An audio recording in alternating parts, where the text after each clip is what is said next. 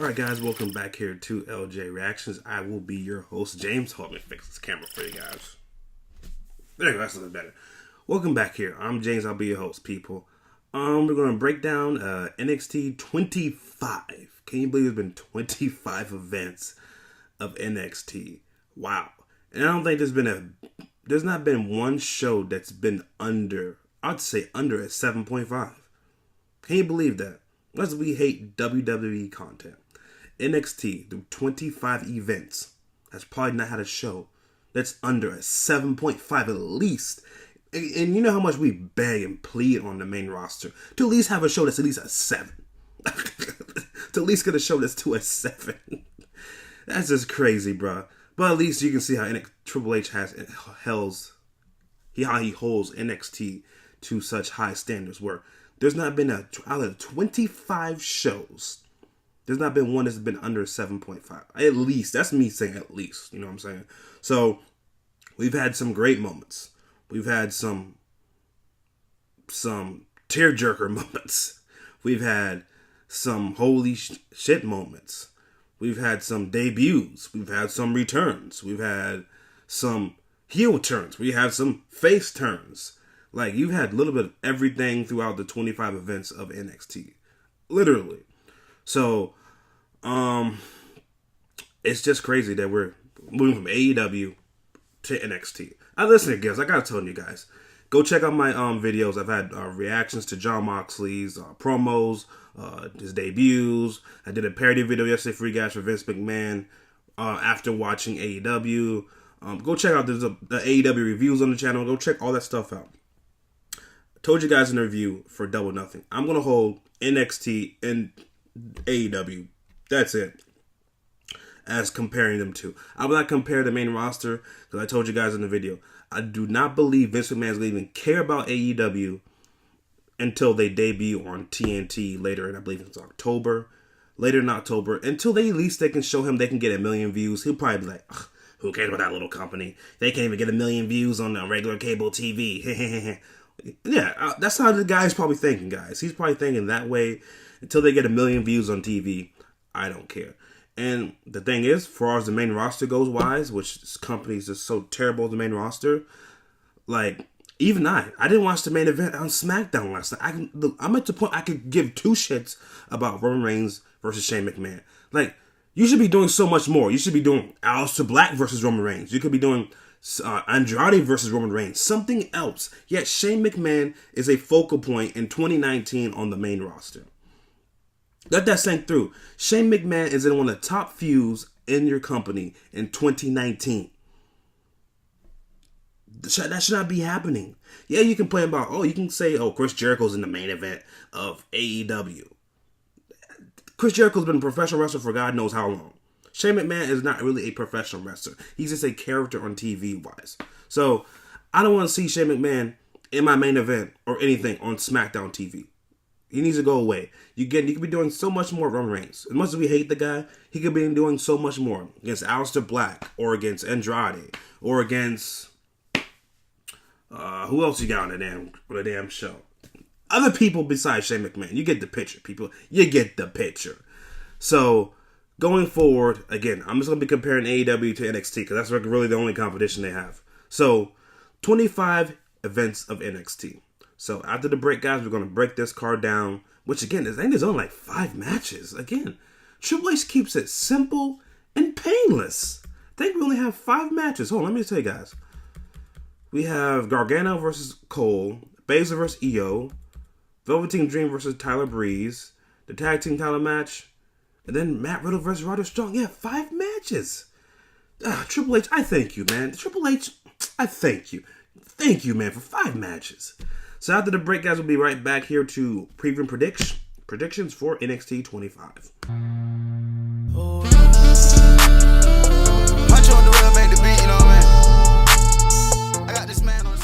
Alright, guys, let's break this down. Now, after this show, do I see anybody getting called up to the main roster? And if I'm anybody, if I'm a Shayna Baszler, which I think she will lose. If I'm a Shayna Baszler, I am telling Triple H, pleading with hands like this, leave me in NXT. Because look what's going on right now. Like, like JD said in his video for SmackDown last night, I watched it this morning. He said, as many talents as they called up, I believe, EC3, Ricochet, Aleister Black, what's the girl's name? Kairi Sane, Heavy Machinery, War Raiders, Nikki Cross got called up.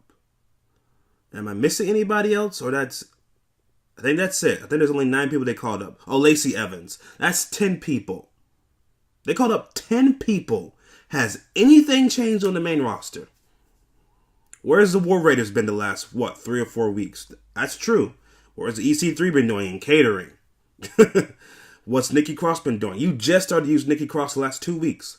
Ricochet's losing. For whatever reason, I don't know why. Aleister Black is doing backstage vignettes, which I don't have an issue with that. But he should be doing that and being in the ring beating jobbers. At least doing that to promote the guy.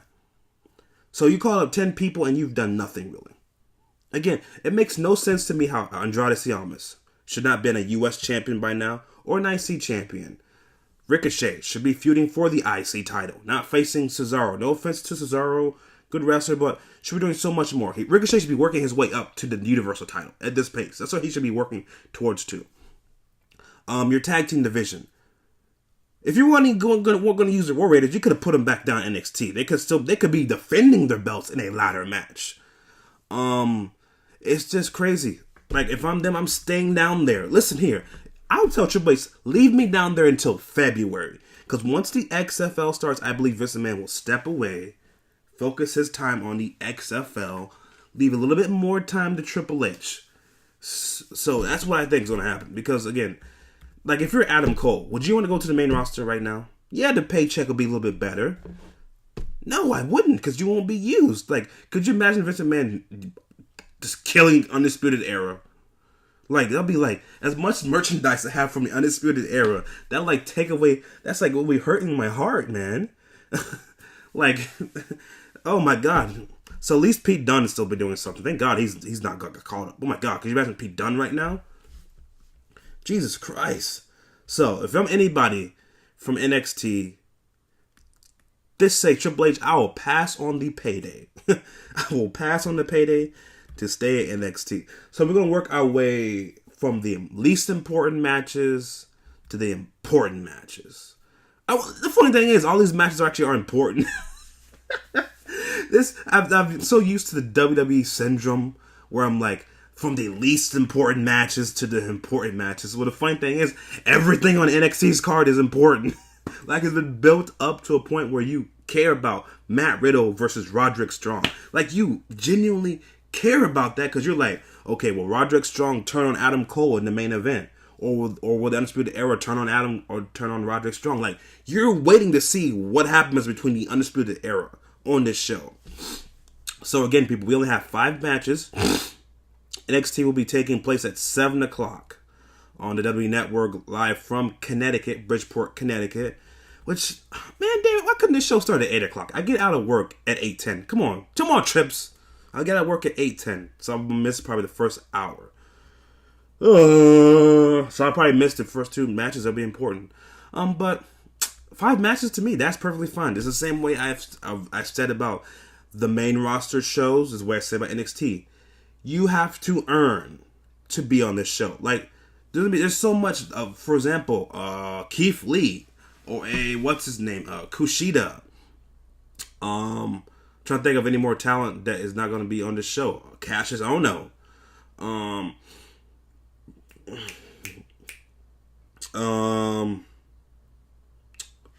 think that's about. I'm trying to think of any other big superstars. For example, you get the picture, people. You get the picture. Keith Lee, Cassius Ohno, or Kushida. You got to earn to be on NXT's card. That's what I love about Triple H. I'm not just going to throw like a Kushida versus, no offense, a Kushida versus a Cassius Ohno. Just to throw it on the card because you guys can see Kushida. No, you got to earn your way to be on these cards, which I love that. That's what the main roster is in picture. They're like, oh, I got to get this person on the show. Got to get this person on the show. For example, they just added for the Super Showdown, they just added Lars Sullivan versus the free jobbers from the Lucha Party. Like, why would I want to see that on the Saudi Arabia show? Lars Sullivan versus the three Lucha Jobbers.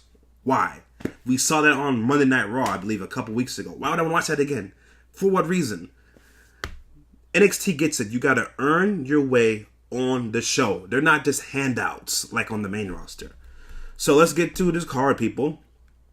First match, Matt Riddle versus Roderick Strong. Again, I'm getting people. I don't watch every week of NXT, but I do catch from here and there where I know something important is going to happen. So we're going to read the backstory for the matches for you guys. So Matt Riddle versus Roderick Strong. Riddle has become the new babyface on the NXT roster, feeling the wrath of the Undisputed Era. After Strong injured Riddle backstage, the original Bro is looking to gain a bit of revenge. These two in single action should be a hard-hitting affair, which you won't be disappointed. Which is true. That's pretty true.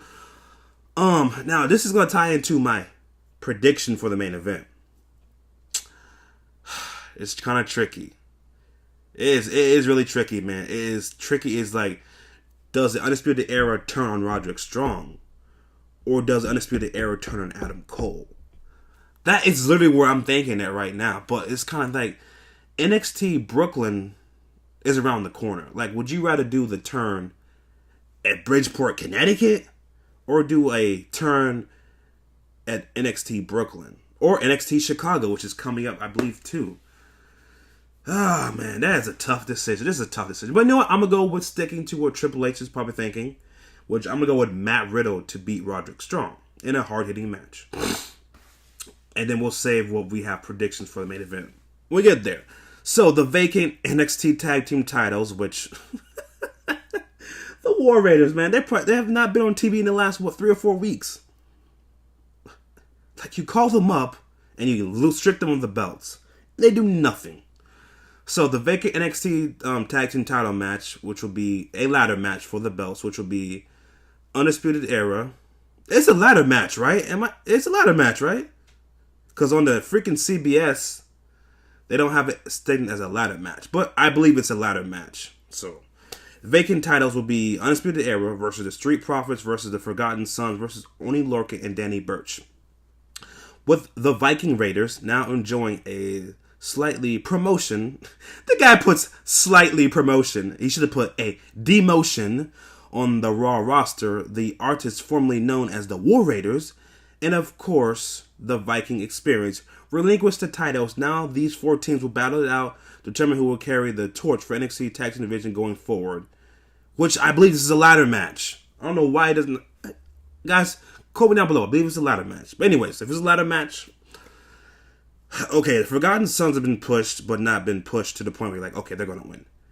Now, this comes down to me between the Street Profits and the Undisputed Era. The Street Profits have lost a couple of times. They've had great chances of winning, but they've lost and came up short. Now, to me, I believe this is their time. I believe the Street Profits will win. You know what? The problem is you got that NXT Brooklyn show, which is coming up. It's like, would you put the belts on the Undisputed Era just one more time and have them face the Street Profits at Brooklyn and then the Street Profits win in Brooklyn, which is a bigger event? You know what? That's great booking. I think Triple H is going to do that too. I think that's great booking. You know what? The Street Profits will get so close, and then the Undisputed Era will probably like knock one of them off the stupid dog. Major. I believe that would be a better decision. The Street Profits are close to getting the belts, and then you have the Undisputed Era like knock them off. I think that would work better to me. That would work better to me. So we'll put the belts on the Undisputed Era just one more time, and then they'll work their way to fight the Street Profits at Brooklyn. Then in Brooklyn, the Street Profits get the belts. That's what I would do. I think that, and Triple H knows that too. He's like, you know what, the crowd wants them, but they're getting close, which is to keep them wanting more. You get the picture? Keep them wanting more. So, NXT North American Championship, Velveteen Dream versus a returning Tyler Breeze, who was doing absolutely nothing on the main roster, and we know that. So, During a recent episode of NXT television, it was revealed that Breeze has returned to his home of NXT and he has his sights firmly set on the Dream and finally capturing an NXT single title.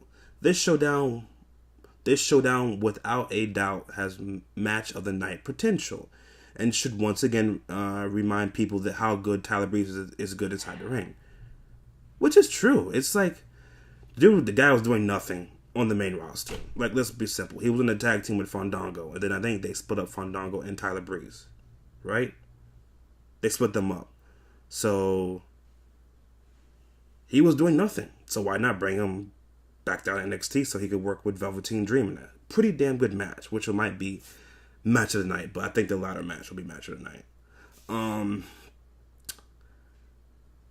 I don't see Dream losing to Tyler Breeze. I just think, you could leave Tyler Breeze down there and have Breeze just work with other talent down there, like a Kushida or a Keith Lee or anybody else that is like up and coming for NXT, which I think is what Tyler Breeze is probably doing. Because again, they also moved back down Killian Dane down to NXT, which he was at the house show I went to. What was it, about 2 weeks ago? Killian Dane was there, so that's what I think Tyler Breeze is probably doing. But Dream wins. Don't see him losing. Shayna Baszler versus Io Shirai. Every time people think she was going to lose her belt to somebody, Shayna Baszler ends up finding a way to keep her belt, which it's a good thing. It's a good thing for the people down in NXT because, again, there's not that many women's wrestlers which you would say, okay, they could carry the torch. Literally, Io Shirai is the only person that can carry the torch because there's nobody else that's like ready to take Shayna Baszler's spot. And would I be surprised if Shayna Baszler won here again? No, I would not be. Because every time somebody picks her to lose, or I pick her to lose, she wins. So, I don't see anything that's going to change here. I do think Io is going to win, but they'll probably just stretch this feud out a little bit longer because, again, there's not that many people that she could even work with. I mean, who can Io even work with besides Gargano's wife? That's like really it. There's not that many other. There's some other good women's wrestlers, but they're not nobody on the level of Baszler or Io Shirai. There's nobody like that. So let's get to this prediction, but first let's break this down. Shirai holds a pinfall victory over Baszler during a tag team match, which is something that very clearly irks the two-time champion. Shirai also has vengeance on her mind given the fact that Baszler handed her best friend, Kairi Sane, a loss prior to the current SmackDown star demotion. Okay, I'm not gonna say promotion, it's a demotion. The current SmackDown star's demotion to the main roster. The title match has been building for a while now and will take place on this card. So, as per usual, let's once again speculate whether this will be, like he says, will this be Baszler's last match on NXT, or will she keep the belt? It's the same thing I have with the feeling with the Street Profits. It's like you have Brooklyn coming up. Like, would you want to stretch this out and have Baszler win by DQ? Then you stretch the feud out to Brooklyn and then have Shirai beat her at Brooklyn? I'm gonna go with that same prediction. I'm gonna have Baszler winning by DQ or Baszler winning by help from the horsewomen. I think Baszler will keep the belt, but will do it by cheap tactic. That way you stretch out the feud to Brooklyn. Now to the main event.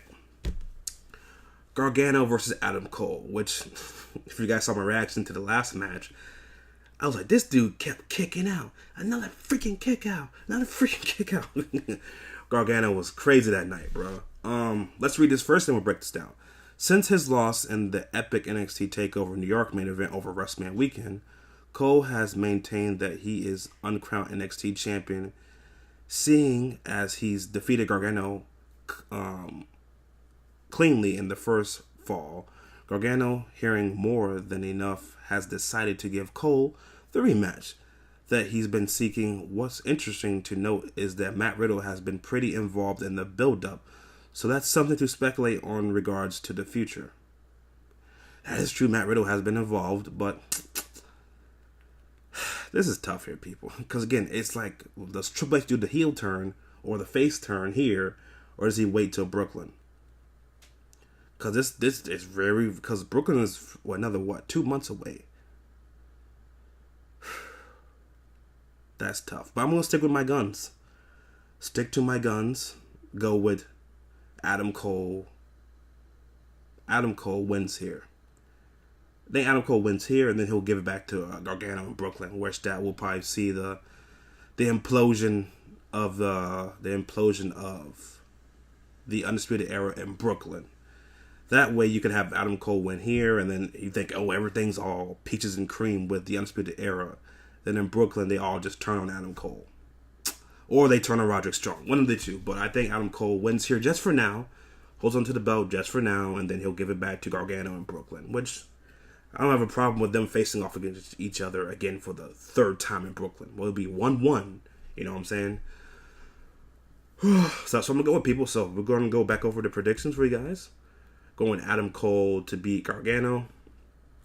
Shayna Baszler will beat Io Shirai. Velveteen Dream beats Tyler Breeze. And then this Undisputed Era win the tag team titles. And then Matt Riddle beats Roderick Strong. That's the predictions, people. So you guys can comment down below. What do you think will happen on TakeOver 25? Again, it's probably I get home so late from these damn events that it's like there's really no point to doing reactions. But you'll get a review. You'll get a review for NXT Takeover 25. You guys comment down below your predictions. Who do you think is going to win? And I'll catch you guys back here later for some more videos.